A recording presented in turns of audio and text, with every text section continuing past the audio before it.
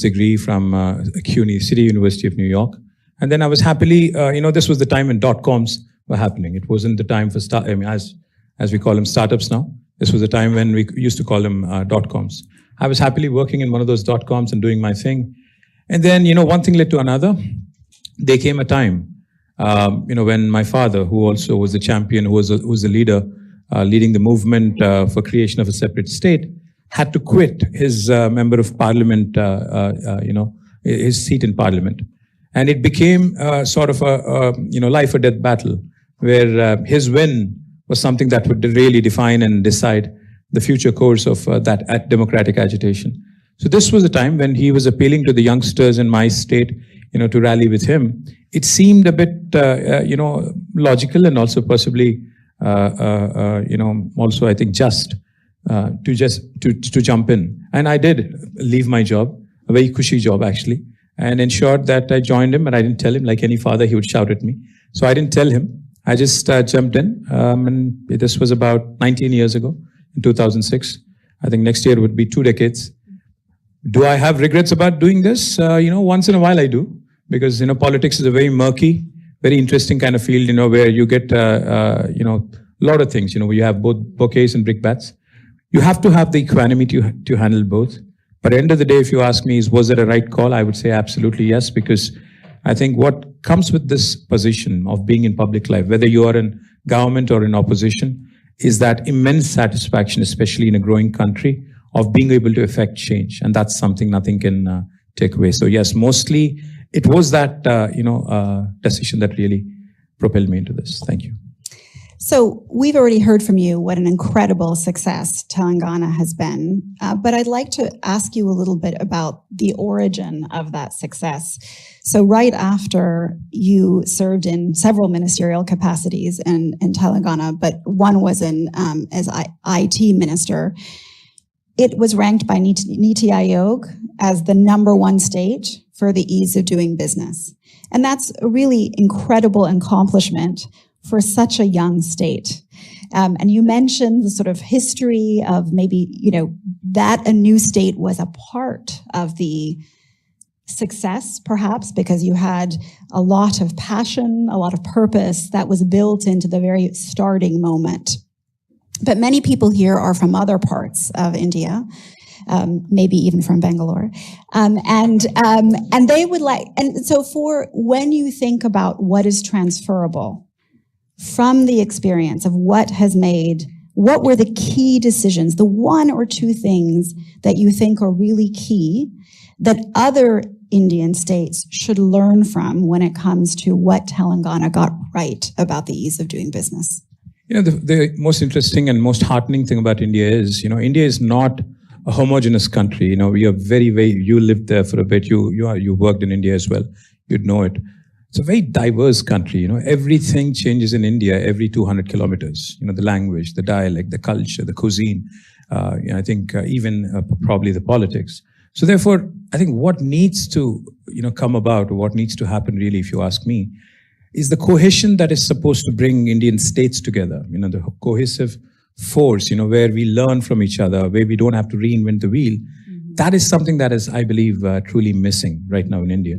So I would say 2 things. If other states have to emulate and grow and really not leapfrog but pole vault into the next league, I'd say 2 things. 1, leadership, passionate leadership, which is bent on effecting change in the time span that's given to us. And 2, of course, with all the diversity, with all the disconnect that there is between Indian states, I think Government of India playing a role of ensuring the role of a big brother, where you would actually possibly do a SWOT analysis by state and say, you're good at this, stick to this, you're good at this, please do this. And then so there's no stepping on each other's toes, then there's no,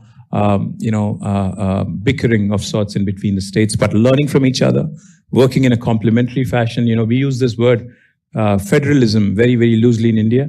So cooperative federalism is what should be the order of the day. Nothing else, that'll take us away from that. Yeah, because stronger the states, stronger the country. Interesting. So central coordination was not one of the answers I thought that you were going to come up with when I asked you that question. So let me ask you just about how you think also India's north-south tensions, if I can use that word, are going to play out, given that the South, the 5 big southern states, punch above their weight economically. They're 20% of the population by some counts, or 40% of the economic production for some of the reasons you've highlighted here. One of the things we know is coming up is the redistricting, and that at the national level. And you yourself have called for redistricting to be done in accordance with that sort of some of the economic contributions of states rather than by population. So how do you see some of the politics of what is, it's not a divide, but every country has these tensions. China has these tensions at formative moments. The United States has had these tensions because you often have regional differences in what economies do. So do you think of that? How do you think about the politics of that playing out in the next decade? Well, I don't agree that there is a divide of sorts between the South and the North. Of course, South has progressed well, has done probably far better than the rest of India. Like you said, 19% of India contributing to almost 38% of India's GDP is a significant number without a question. But end of the day, I think all of us cutting across different parts of India are Indians first, especially, and we all work under the larger rubric of India. It is our Indianness that really brings us together, that really keeps us together, and that really binds us together. Yes, like every family, we do have our issues. I'm sure like every other family, even with 4 members or 5 members or even a larger family, I think how family sits and resolves its issues. I'd say the topic of discussion, the topic of contention right now is redrawing the boundaries of the Lok Sabha seats within the states and within the country. Now, that is going to be a point of discussion and debate and a lot of dissent as well. Because, democracy is about these 3 Ds, discuss, debate, and dissent, right? Mm-hmm. So we are raising our voice and we are saying, you don't have... There was a time, Maya, if you remember, in late 70s and 80s, where population was considered a bane. Mm-hmm. Population was considered something of a menace which needs to be curbed and controlled, and therefore governments have brought in these measures called family planning, etc., etc. The South actually effectively implemented family planning, and therefore population has actually come down in the South, whereas in the northern part of India and also several other pockets, population continued to grow. Mm-hmm. So today, if you were to go by the latest population numbers for delimitation and redrawing the boundaries of parliament seats, it would be a travesty of justice. Effectively, what it would mean is you would be punishing those states that have done well in the larger interest of the country, and you would be rewarding those who actually haven't followed or adhered to the government of India's dictum. Mm-hmm. So therefore, we came out with a radical proposal saying, Telangana is a state which is about 2.5% of India in terms of population, but we contribute to 5% of India's GDP. So if you were to draw boundaries, redraw boundaries, then why don't you actually use GDP as a measure? Of course, that did not go very well, with the party in power in Delhi now, but I'm not going to make a huge fuss about it, because I'm sure we'll get more opportunities in India to debate, to basically discuss with them. And I think Oxford India Forum probably is not the place where I would see, this being resolved ASAP. So yes, it is an issue, but I do believe there are several things that need to be addressed before we get to that point. Yeah. So one more question, and then I'll rely on Siddharth to tell me whether we have time for questions from all of you. One of the things we teach at our School of Government every year, in which we have a very hefty representation of Indian students, including one that's here, is that you need to develop political priorities, and having a big list of priorities actually means having no priorities, because to prioritize means to choose the 1 or 2 things that are really important for you to focus on. And that it's that political will, it allows that political will and purpose to focus on 1 or 2 things. So my last question to you is, in a future in which you were chief minister, what would your 1 or 2 priorities be for Telangana going forward? I think, without economic growth, without growing your economy, you would not be able to accomplish any kind of objective that you may have for yourself. So I would say the first and foremost priority would be continuous economic growth and economic expansion, creation of wealth. And I think parallelly, I think a country like India, you cannot be oblivious to the fact that there is a huge population which basically needs support, and the vulnerable section in the country which needs a bit of handholding. So I'd say continue to push the economic agenda, continue to create jobs, continue to attract investments, continue to create wealth, parallelly ensure that you take care of the most vulnerable. So I'd say a fine balance of welfare and economic growth is what we've seen in Telangana, and I think that has worked brilliantly.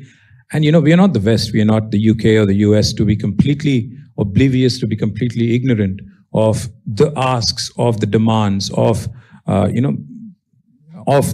population which is really yearning and which is really wanting a certain upliftment in terms of standards. So of course, healthcare, education would be priorities, but I would say you need economic growth to fund them. You'd need economic growth to make this happen, to effect this change. So a good combo of economics and welfare is what I would say. Great. 2 questions, I'm told. Oh, that's a tough. All right. I know that you've already asked a question, so let me start there. Yes, please. Mr. Rao, youth political participation in India is definitely skewed, and Telangana is not aided to the entire concept. But in your political experience, both as a mentor and a sponsor, have you had an opportunity to mentor young women to get into politics? And if you have, what are the bottlenecks that you think women face and how they can change their entire discourse? Like every other field, like Preeta was asked the same question as well, like every other field, women do have challenges without a question. But I think that's set to change now with the reservation that has already been passed, legislated. I think that is really going to be a game changer for our country. And 1/3 is obviously by default, it is something that no party or no leader or no state has to, make it happen now.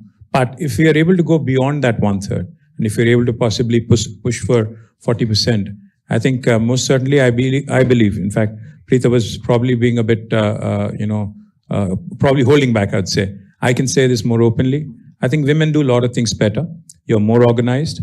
You're probably a lot more focused. So I think India will see not just leapfrogging, but pole vaulting in the next decade after women start participating and women start becoming lawmakers and becoming change makers. So yes, we are going to witness that in our lifetime. Somebody said, will I see this in this lifetime? I do believe it is going to happen in our lifetime. I'm 48 now, so I'd probably be around for another 25 years. So most certainly, I hope I'll see that in my lifetime. Thank you. One more question. Yes. So when it comes to this 9 billion distributed and probably farmers account, okay. So what is the actual impact? Okay, because when you give someone certain fund and you do not probably educate them how to use this fund, because the money will get over someday. Okay. So when it comes to how successful was that scheme when you are actually depositing the money directly to the farmers? There are 2 styles of thinking when it comes to this. There is this conservative thinking that you need to possibly not give money, but probably give them seeds or fertilizers or probably some sort of a input that really goes into agriculture. Then there is the other line of thought that, trust the farmer. Give it to them and leave it to them to decide on what will they actually be spending. And we chose the latter. The reason why I say this is because, what is economy? Ultimately, what is economic growth? It is the role of a rupee or a role of a dollar or a role of a pound. So as long as you're empowering your citizens, as long as you're empowering your state to make investments into capital infrastructure, and that's exactly why Telangana has moved from rank 14 in per capita to rank 1 in a span of 10 years. That's exactly why Telangana, which was only producing about 68 lakh metric tons of paddy in 2014, has been able to produce 3 crore tons of paddy in 2023. Trust your people, trust your instincts, trust your people, and that's what we've done. It worked. If you ask me, was there no deviation from the purpose? Probably there was, to an extent. I would not be able to quantify in terms of percentage, but by and large, was it successful? I'd say it's probably the most successful thing that we've done by depositing $9 billion into 7 million farmers' accounts and have changed the landscape, have changed the future of Telangana's agriculture for good. I think that's a fantastic feat, if you ask me. So, trust between politicians and citizens, I think, is an excellent note to end on. Please join me in thanking a really wonderfully frank discussion with KT HarishRao.